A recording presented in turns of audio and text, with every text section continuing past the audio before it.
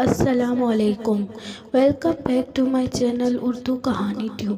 دوستو، آج بھی میں آپ کے لیے انتہائی خوفناک اور سبق آموز کہانی لے کر آئی ہوں، لیکن اپنی کہانی شروع کرنے سے پہلے آپ سب سے گزارش ہے، اگر آپ نے ہمارے چینل کو اب تک سبسکرائب نہیں کیا تو پلیز سبسکرائب کر دیں اور ساتھ میں لگے بیل آئیکن کے بٹن کو بھی آن کر دیں تاکہ ہماری ہر نیو آنے والی ویڈیو کی نوٹیفیکیشن آپ کو بر وقت ملتی رہے۔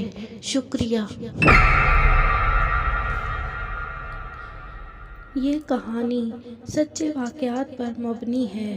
بہت سال پہلے کی بات ہے کہ ایک گاؤں میں ایک لڑکی تھی۔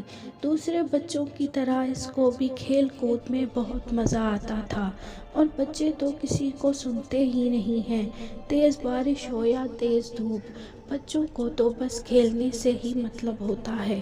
سخت گرمیوں کا موسم تھا اور دوپہر کا وقت تھا۔ نور اپنی کزن شاہانہ کے ساتھ اس جگہ گئی جہاں وہ ہمیشہ کھیلنے جاتے تھے۔ وہ جگہ ان کے گھر سے تھوڑی ہی دوری تھی اور وہاں پر ایک ہی درخت تھا جہاں پہ بچیوں نے کھیلنے کے لیے ایک جھولا لگایا ہوا تھا۔ ویسے تو اس درخت کے پاس ہمیشہ ہی لڑکیاں موجود ہوتی تھیں، پر آج جیسے ہی نور اور اس کی کزن وہاں گئے تو وہاں پر کوئی بھی نہیں تھا، تو انہوں نے کہا کہ چلو اچھا ہے، آج ہم خود ہی مزہ کریں گے، اور نور جلدی سے جا کر جھولے پر بیٹھ گئی اور اس بات پر شاہانہ کو بہت غصہ آیا۔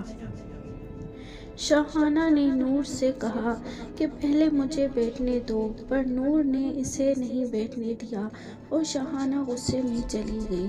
نور کو یہ احساس ہی نہیں ہوا کہ نور وہاں پر اب اکیلی رہ گئی تھی۔ اچانک نور کو محسوس ہوا کہ جیسے اسے کوئی جھولے دے رہا ہے، اور آہستہ آہستہ وہ اور تیز ہوا میں جا رہی تھی۔ اب وہ خود بھی ڈرنے لگی تھی کہ یہ اس کے ساتھ کیا ہو رہا ہے۔ نور وہاں پر چلانے لگی، پھر وہاں کوئی بھی نہیں تھا جو اس کی مدد کرتا۔ نور کو عجیب عجیب آوازیں سنائی دینے لگیں اور وہ اچانک سے اس جھولے سے گر گئی اور بے ہوش ہو گئی۔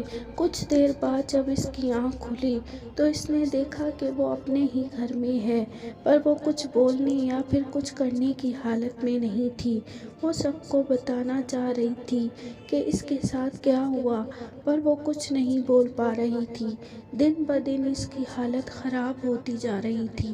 اس کے ماں باپ نے ہر ڈاکٹر، ہر حکیم سے بات کر کے دیکھ لی، پر کوئی بھی اس کا علاج نہیں کر پا رہا تھا۔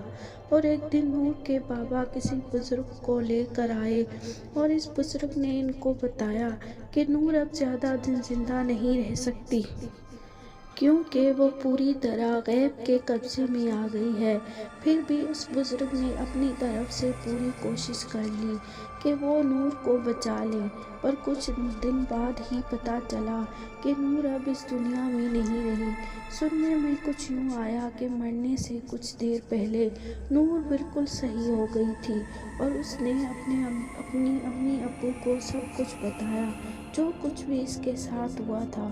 اور آخری بات جو اس نے بتائی وہ یہ تھی کہ کوئی اس کے کان میں روز کہتا تھا کہ موت کا کوئی علاج نہیں، اور واقعی موت کا کوئی علاج نہیں۔ تو کیسی لگی دوستو آپ کو یہ کہانی؟ کمنٹ باکس میں ضرور بتائیے گا۔ شکریہ۔